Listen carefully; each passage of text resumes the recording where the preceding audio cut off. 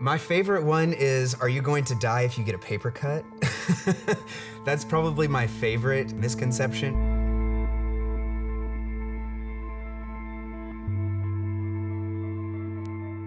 My name's Dakota Rosenfeld. I live in Kansas City, Missouri, and I'm a full-time pharmacy student at UMKC School of Pharmacy. I have severe hemophilia A, so hemophilia A is a factor VIII deficiency. I was diagnosed at 13 months old, and I've been living and thriving with it ever since. Hemophilia is a disease where you are lacking certain clotting factors. You need to have clotting factors, many of them in the very end, to stop a bleed. It's like a domino effect, so if one piece is missing, all the other ones are useless. My parents did a pretty good job of making sure I lived a normal, active life. The first month or so, they were pretty hesitant because they had absolutely no idea what was going on. But once they reached out, got resources, they found out more about the condition, they said, okay, even at this early day and age, this is going to be something that we can all manage.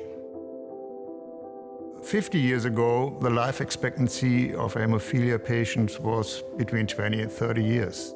The main problem was there was no treatment. The only way that you could do is transferring blood from a donor in the hope that there's enough clotting factors so that you can stop the bleed.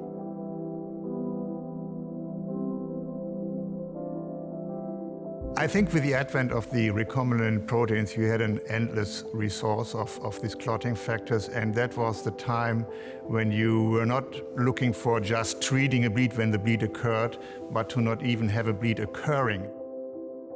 For me, it was very rewarding to see the progress here, that for a patient community that were basically was doomed to die early or to become crippled, that they can live a really normal life. I use a recombinant clotting factor, and I actually infuse every other day. Doesn't take much time. It takes 5, maybe 10 minutes out of my day to do it, and treating every other day gives me the peace of mind knowing that my factor levels are high enough at all times to make sure that I don't have any breakthrough bleeds. Earlier on, I definitely saw it as a burden, but it's just something that you get used to. I am so excited about some of the new treatments that are being developed. There's treatments out there that are in clinical trials where you might be able to do one treatment, be one and done.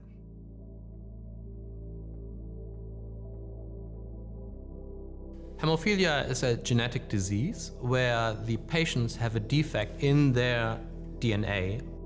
As the hemophilia patient is having a kind of faulty factor VIII gene in the case of hemophilia A, what you can try to do is replace this factor, that's the replacement factors, but you can also try to do this permanently by adding the gene which is responsible for expressing this factor VIII.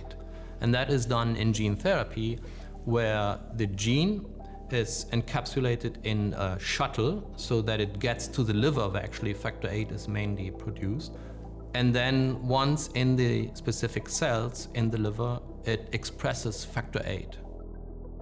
An alternative to gene therapy could be the use of genome editing, a technology such like CRISPR, as Casibia is working on. We are trying to make a cut into a genome which is safe to be cut, and we insert the factor VIII gene to address all the patients with one treatment. So having seen the first results in gene therapy and also what we are doing at Casibia with CRISPR technology, I'm very confident actually that there will be a cure one day. My hope for hemophilia treatment is, I don't want it to have to be a conscious thought for hemophilia patients. I don't want to have younger hemophiliacs ever have to know the pain of sitting there watching your friends have fun outside while you're inside for 3 days because you've got a nasty ankle or knee bleed so you can't get up and move. Knowing that we're transitioning away from that and getting to an area where you can stop worrying about that and you can just live your life is a huge monumental improvement in my book.